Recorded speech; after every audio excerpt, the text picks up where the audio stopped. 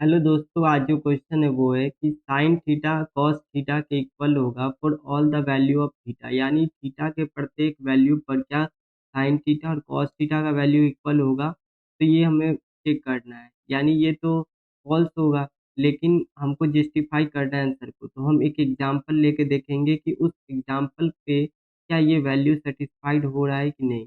जैसे कि अगर हम फोर्थ नंबर क्वेश्चन देखें तो यहाँ पर ही एक पर्टिकुलर एंगल को हम लेते हैं। जैसे कि मानते हैं कि थीटा का वैल्यू जब हम 45 लेते हैं, तो 45 डिग्री जब लेंगे तो साइन थीटा का जो वैल्यू आएगा साइन साइन 45 पे जो होता है 1/√2 होता है। एंड अगर बात करें कि कॉस कॉस 45 डिग्री का वैल्यू भी जो होता है 1/√2 होता है। यहाँ पर जो होता है साइन थीटा यानी साइन 45 थीटा 45 डिग्री पे जो कॉस 45 डिग्री का वैल्यू दोनों का सेम आ रहा है।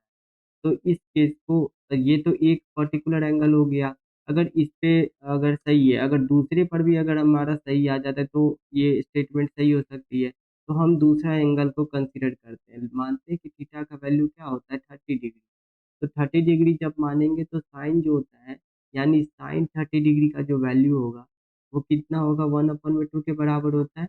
और जो कॉस 30 डिग्री का जो वैल्यू होता है वो भी हमारा √3/2 के इक्वल होता है। यहाँ पे देखेंगे तो साइन जो होता है साइन 30 डिग्री ये इक्वल नहीं है कॉस जो होता है 30 डिग्री के। तो हमारा जो स्टेटमेंट होगा ये चौथा नंबर वो हमारा फॉल्स होगा।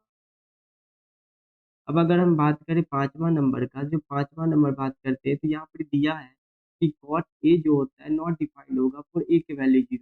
ये जो होता है ट्रू होता है। कैसे ये भी जस्टिफाई कर लेते हैं। मान लेते हैं कि कॉट ए को हम लिख कैसे सकते हैं। कॉट ए को लिख सकते हैं कि कॉस ए अपॉन में जो होता है साइन ए। यहाँ पर अगर बात करें ए का वैल्यू कितना दिया हुआ है 0 डिग्री के बराबर दिया हुआ है। यानी अगर हम ए के जगह पर जो होता है वो अगर हम पुट करें जीरो को, यानी ए की जगह पर 0 पुट करें तो कॉस 0 अपॉन में जो होता है वो साइन 0। यहाँ पर कॉस 0 जो वैल्यू होता है 1 के इक्वल होता है और साइन 0 का वैल्यू जो होता है 0 के इक्वल होता है। तो 1/0 क्या होता है इन्फिनिटी होता है। तो ये जो वैल्यू आता है इन्फिनिटी आता है। इन्फिनिटी को ही कहते हैं हम नॉट डिफाइंड।